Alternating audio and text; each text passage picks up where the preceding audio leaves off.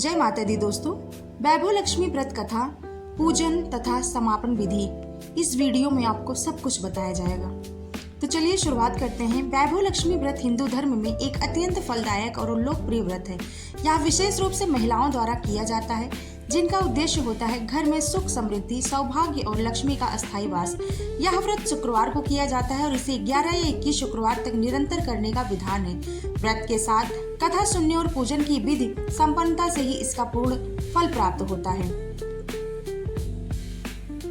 व्रत का उद्देश्य और महत्व को पहले जानेंगे।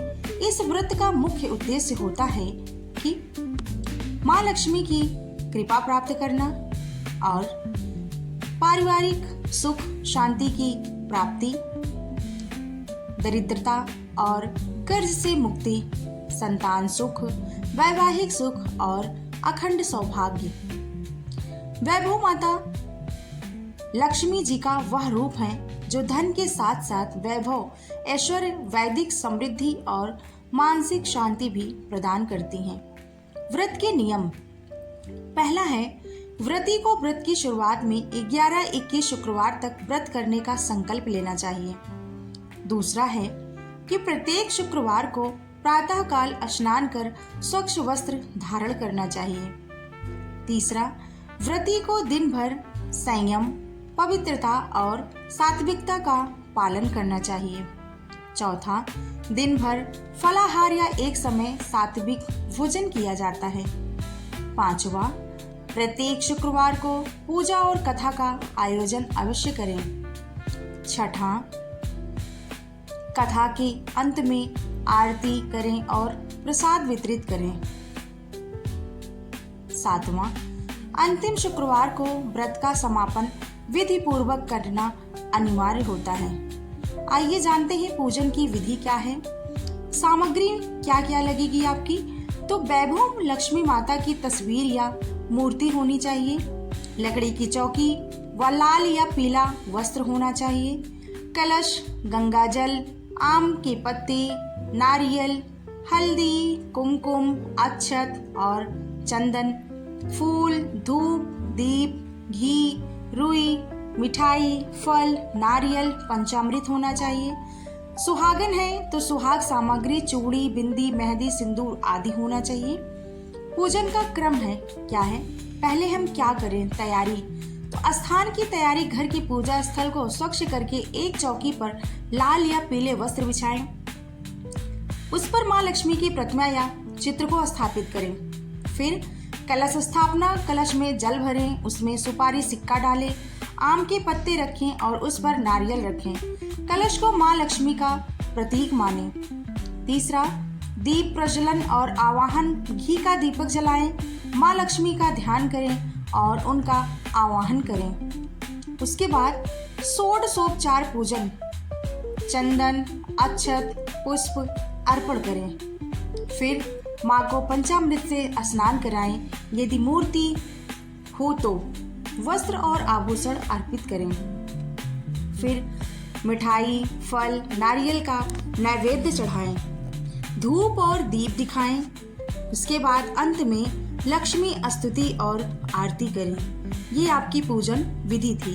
बीच में आपको कथा भी सुनना या पढ़ना है। तो आइए कथा जानते हैं। वैभव लक्ष्मी व्रत कथा। प्राचीन समय की बात है। एक नगर में एक निर्धन स्त्री अपने बीमार पति और बच्चों के साथ कष्टमय जीवन जी रही थी। एक दिन वह भोजन की तलाश में एक अमीर महिला के घर काम मांगने गई। उस अमीर महिला का चेहरा तेज और संतोष से भरा हुआ था।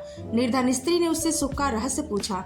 अमीर महिला ने मुस्कुराकर कहा कि वह हर शुक्रवार को श्रद्धा से वैभव लक्ष्मी व्रत करती हैं और माँ की कथा सुनती हैं। उसने निर्धन स्त्री को भी यह व्रत करने की सलाह दी।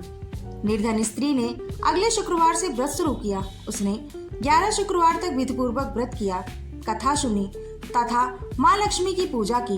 धीरे धीरे उसके जीवन में चमत्कारिक परिवर्तन आने लगा।